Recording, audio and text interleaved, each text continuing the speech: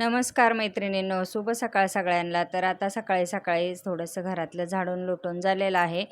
तर अजून काय स्वयंपाक वगैरे केला नाही, पण आता सकाळी त्यांना पण नाश्ता बनवून दिला आणि आम्हाला रात्रीच्या शिल्लक चपात्या होत्या 2. तर म्हणले चला चहा आणि थोडंसं चपाती गरम करून घेऊया. तर हे तूप मी त्या दिवशी बनवलेलं होतं, तुम्हाला मी दाखवलेलं आहे एका व्हिडिओमध्ये. तर हे तूप मी घरगुतीच बनवते. तर आता इथे चहा उकळून घेतलाय, चपाती पण गरम करून घेतली. मस्त शिळी चपाती आहे.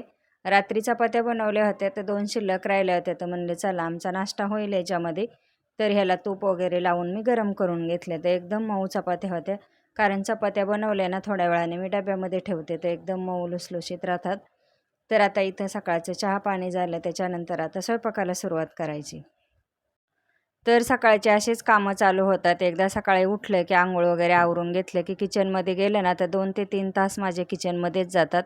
स्वयंपाक, भांडे, त्याच्यानंतर गॅस पुसायचा, वटा, किचन वटा सगळं क्लीन करून घ्यायचं. तर असं सकाळी म्हणलं चला जास्त गरमीच्या आधी स्वयंपाक करून घेऊया चहा-पाणी केल्याच्यानंतर. नंतर बाकीचे कपडे वगैरे काय निवांत दुपारी करता येतात. पण सकाळचा एकदा स्वयंपाक झाला का मग काही टेन्शन नाही राहत. त्याच्यामुळं मग आता म्हणले चला चपात्या लाटून घेते. इकडं मुगाची भाजी शिजायला टाकलेली आहे. तर इथं मी मूग भिजायला ठेवले होते. थोडेसे मोड आणून घेतले आणि मस्त कांदा टोमॅटोवर शिजायला टाकलेले आहेत लाल तिखट टाकून. तर एकदम सोपी रेसिपी आहे आणि साधी आहे. त्याच्यामध्ये काय गरम मसाला वगैरे मी काय टाकत नाही. फक्त कांदा, टोमॅटो आणि कोथिंबीर थोडीशी, जिरे मोहरीची फोडणी द्यायची आणि बारीक गॅसवर मूग शिजायला टाकायचे. तर आता काय करायचं, कुठलीही गोष्ट शिजायला टाकताना ताट ठेवायचं वरती आणि त्याच्यामध्ये गरम पाणी करायचं.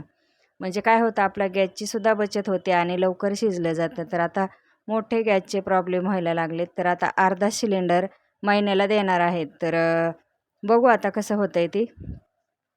जर गॅसचं काय भेटत नाहीत ना, त्याच्यामुळं मग फक्त महिन्याला अर्धा सिलेंडर वापरायला देणार आहे. तर फुल भरलेला सिलेंडर मिळणार नाही.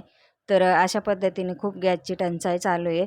आता आमच्याकडं आहे इथं, आम्ही भाड्यानेच राहतो, पण पाईपलाईन आहे त्याच्यामुळं मग चालतंय. बघू आता परत दुसरीकडं कुठं गेल्याच्यानंतर जर पाईपलाईन नसली, तर आमचासुद्धा प्रॉब्लेम होणार आहे.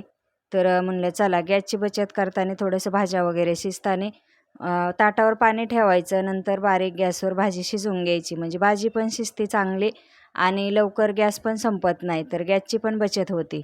चपात्या करताना सुद्धा काय करायचं, चपाती भाजते तोपर्यंतच गॅस थोडासा मोठा ठेवायचा आणि थोडासा नंतर बारीक करून घ्यायचा. म्हणजे आपल्या गॅसची पण बचत होती. तर इथं मग दुपारी जेवणं वगैरे करून घेतले. मस्त एक आंबा कापलेला आहे. भांडे पण पडलेत अजून घासायचे, पण जेवणं आधी करून घेतले. नंतर आता 12 वाजत आलेत. तर आता हा सीजनचा पहिलाच आंबा आहे. तर बघू कसा निघतोय. आता थोडे बाजारामध्ये यायला लागलेत. तर मी आणले होते बाजारातून सोमवारच्या. म्हणलं बघू कसे निघतात. तर पाहिल्याच्या नंतर काय मन आवारलं नाही. म्हणलं चला 1-2 तरी घेऊया कसे आहेत. तर पाहूया गोड असले तर परत दुसऱ्या बाजारी पण घेता येतील. तर हा सीजनचा आमच्या घरामध्ये आलेला दुसरा आंबा आहे.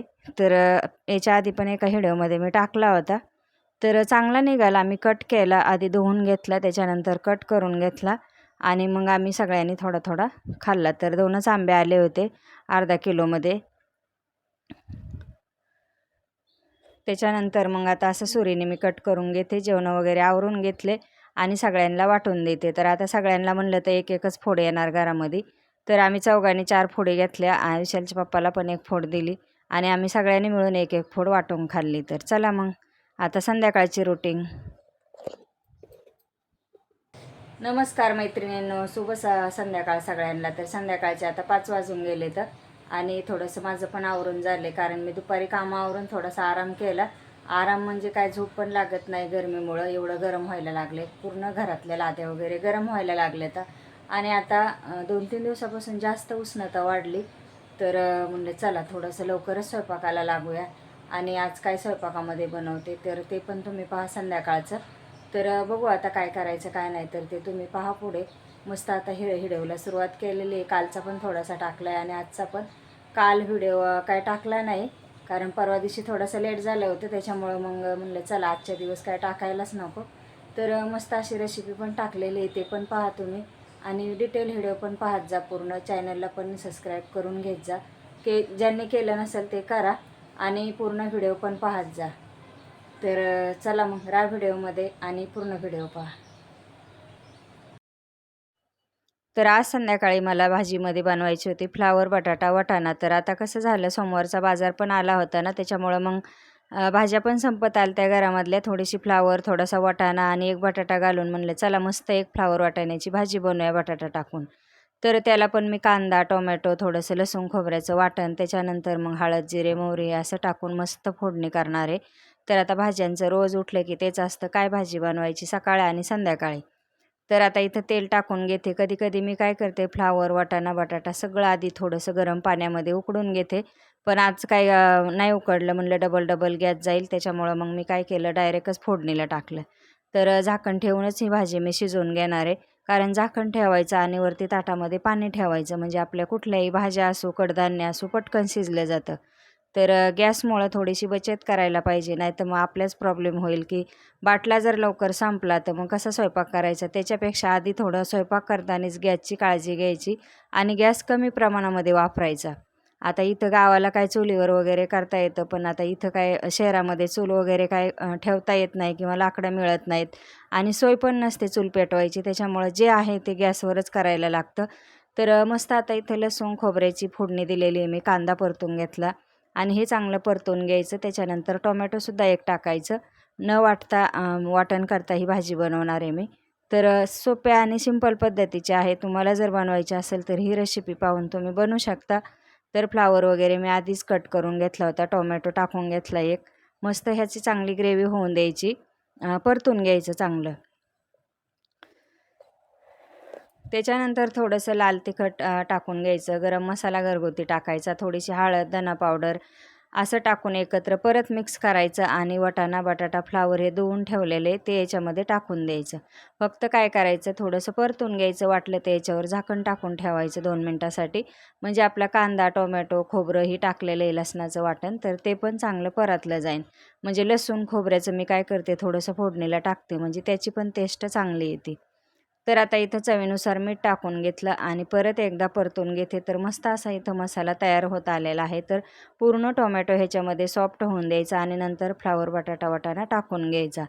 तर अशा वाटाणा, बटाटा, फ्लावरची भाजी पण चांगली लागते खायला. कधीतरी बनवली ते सारखी नाही खायला वाटत, पण कधीतरी आता भाज्या संपल्या होत्या घरातल्या, राहिलेल्या शिल्लक भाज्यातले हेच म्हणलं बनवूया आता संध्याकाळच्याला. मग उद्या बाजार आहे, मग उद्या काहीतरी आणायला येईल. त्याच्यानंतर मग आता चांगलं परतून घ्यायचं. थोडंसं ह्याला वाटलं तर गरम पाणी करायचं, म्हणजे लवकर आपली भाजी शिजेल आणि ह्याच्यावर थोडासा शेंगदाण्याचा कूट टाकायचा. पातळ करायची म्हणल्याच्यानंतर 1-2 चमचे शेंगदाण्याचा कूट टाकायचा. बारीक गॅसवर चांगली शिजवून द्यायची आणि मस्त ही भाजी होते. चपातीबरोबर खा किंवा भाताबरोबर. आणि एक भाजी बनवली तरी तुम्ही भाताबरोबर, भाकरीसोबत खाऊ शकता किंवा चपातीबरोबर. डबल भाजी बनवायची सुद्धा गरज लागणार नाही, एवढी भारी होती. तर आता ही भाजी मी बारीक गॅसवर गरम पाणी करून टाकते. इकडं साईडला मी थोडंसं पाणी गरम करायला ठेवलेलं आहे आणि थोडंसं टाकून घेते, म्हणजे भाजी चांगली शिजेल. गरम पाण्याने काय होतं, चव पण चांगली टिकते आणि राहते, तरी पण चांगली येते.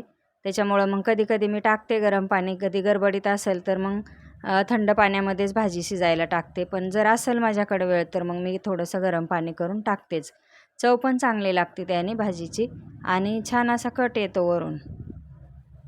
तर चला मग मस्त आता संध्याकाळचं जेवण ह्याच्यासोबत बाजरीच्या भाकरी बनवणार आहे. तर म्हणलं चला हे सुद्धा तुमच्यासोबत शेअर करावं. तर घरातलंच होतं सगळं रुटीन. तर हा व्हिडिओ 2 दिवसाचा आहे, कालचा आणि आजचा. त्याच्यामुळं थोडं सकाळचं संध्याकाळचं शूट केलेलं आहे. तर चला मग पूर्ण व्हिडिओ पहा. आणि मस्त आता उन्हाळा लागल्यामुळं काय थंड खायला म्हणजे असं आवडतंय सगळ्यांनाच. तर इथं आता मग थोड्याशा मी मिरच्या आणल्या होत्या ना, तर त्या पण शिल्लक राहिल्या होत्या. तर म्हणलं चला थोड्याशा दह्यामधली मिरची करून घेते. ती काय रेसिपी तुम्हाला टाकलेली व्हिडिओमध्ये, तुम्हाला पाहिजे असेल तर दह्यातली मिरची. आणि मस्त संध्याकाळी जेवण वगैरे केले आणि पेरू कट करून घेतला.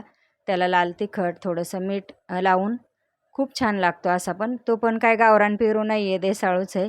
पण चला त्यालाच हळद, मीठ लावून मस्त मसाला लावून छानपैकी जेवणं झाल्याच्या नंतर खाऊया. तर चला परत भेटूया आता पुढच्या व्हिडिओमध्ये.